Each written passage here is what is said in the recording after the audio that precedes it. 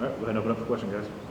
Coach, probably not what you envisioned, but you're still playing basketball in March. What was your message to the guys for the last night or this morning? Well, it's not about what I envisioned, because it's always to God be the glory, and His plan is the best of plans. So for me, I'm just unbelievably grateful for the opportunity to get to coach this group for the next couple of weeks. I'm grateful for the opportunity for us to play again basketball in March. It's not an easy thing to do. It's not an easy thing to accomplish. So the message to the group was like, hey, we're going to be grateful for the opportunity. Yeah, it's not what we, in our opinion, what we earned or feel like we deserved, but instead of complaining about it, let's be grateful for the opportunity to continue to go to battle with one another, continue to grow, continue to get better. So that was the message. What can you learn from playing on? If you're not playing in the NIT, your season's over. I know you can recruit, scout, things like that, but being on the court, you can still learn and improve for next year right away. No, absolutely. And again, to the success we had this year, it wasn't a fluke. It wasn't something that caught us by surprise. It may have caught some other people by surprise, but we felt like if we could stay true to our habits, stay true to one another, find trust and find belief in one another, we could have a pretty special year, which we did. I think people get caught up in the NIT, like we're champions. Like we won a championship. We won the harder championship, right? And so the thing that we can do, to grow is we're still developing a program. We've rejuvenated the program. We've got the things back that we wanted, but we still need to know what it's like to play in March, the sense of urgency that it takes to play in March, the toughness and endurance you have to play in March. So we're going to be grateful for the opportunity to continue to grow. You have been part of the rivalry with UCF, but I imagine once you get there tonight or play tomorrow, you're not going to need to get up for this game. You know the importance of the matchup between the Warren and the Four, right? I mean, I know the importance of it. It's probably a little bit more important to some other people, but the best thing I can say is this, and I promise you I'm not saying this to slight them whatsoever. And if they take it that way, they take it that way, whatever.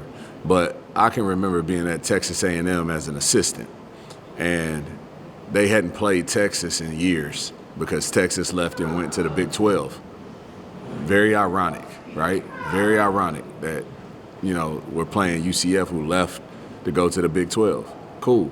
But it's a great opportunity for our program. It's a great opportunity for us to continue to establish who we plan to be and who we've, already, established who we are in this state, And so, yeah, I'm looking forward to it. If it's a rivalry for our fans, I'm ready to go to battle for our fans and ready to get, let our guys, continue to get better, continue to grow. We're ready. And your fans were open to have one at home, but you're expecting some of these guys to make the trip and help you guys to victory tomorrow night? Well, I'm looking back here, and we got 3 members of the Soul Flow Rodeo at a press conference on a Monday at 1:26. I'm not sure if that school up the road on I-4, I'm not sure if they have anybody from their student section at the press conference, but we're super thankful for our fan base. We're super thankful for that Soul Flow Rodeo, and if they make the trip, we're going to give them the best versions of ourselves. So yeah, I'm looking forward to seeing them in there. How much scouting, if anything, have you done at this point with UCF, and I think what's the difficulty facing them, in a game? Yeah, while everybody else was asleep last night or still watching whatever they were watching, we were watching UCF, and they're a very good team, really good defensively, big, man. They got really good size, and they got 2 really dynamic guards, Darius Johnson and Jalen Sellers. So it's a great test for us. And every test that we've had this year, I feel like we've passed it, so we look forward to it. Looking ahead, do you think you'll need to maybe schedule more non-conference games? Not that easy to do. Well, that's a great question, because what and that's why like how they do the selection for the committee. I mean, for the tournament, it's flawed because nobody took into account that I was a new coach. I inherited a home and home with Northern Iowa, Hofstra, UMass. I inherited having to play in the Orange Bowl Classic. I think we were only able to schedule 3 or 4 games, in the non-conference. They don't take that into consideration. You didn't know that, I guarantee it, right? So, again, to penalize us for a non-conference schedule that we weren't even able to put together is insane. To leave a conference champion out 24-7, 16-2 is insane. But you know what? Let me take it a step further. Because people will say, "Oh, you're biased. You're the coach." You know who I feel for today? I feel for Coach Schertz at Indiana State. Regular season champion. Their net was 29. Their net was 29, and they didn't get in the tournament. Like, what are we doing? What are we talking about right now? Like, tell me, like I wish somebody could put together like a criteria for what the committee looks at, because based on what they say they look at, Indiana State should be in.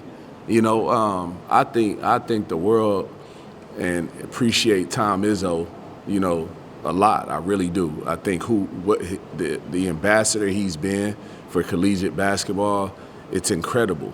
But how do you leave Indiana State out with the record they had, the net they had, and you put Michigan State in at 19 and 14? I just don't understand it. I'm not saying they're not, they didn't earn it or deserve it. I'm not saying it. I just don't understand it.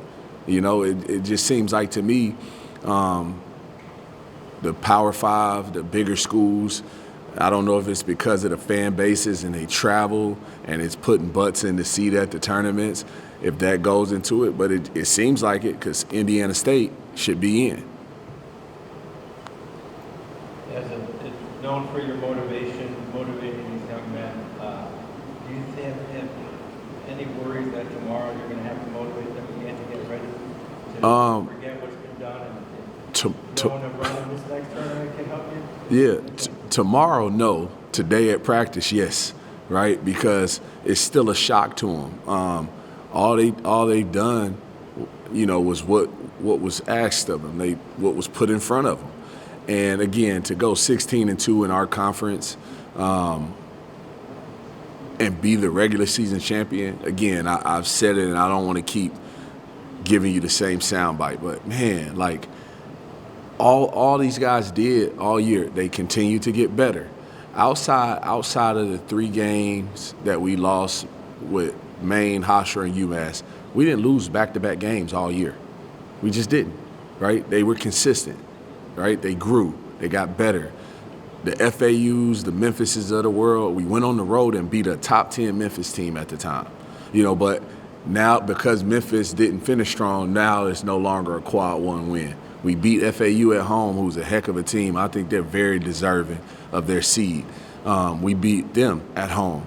I don't know what that ends up being. We go on the road. Like, I think we had the best road record in the league at 7-2. Only losing at Tulsa, at UAB. But we go on the road and we beat Charlotte. We beat them 15 on the road. Like, that doesn't go into the metrics.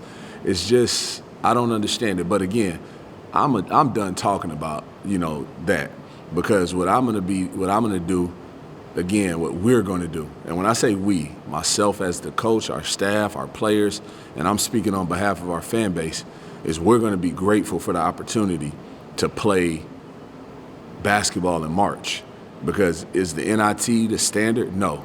But to get to the standard, I don't want to just get to the tournament. I want to win games in the tournament. And this is a part of the step that it takes, to win games in the tournament, to know what it feels like to play in March.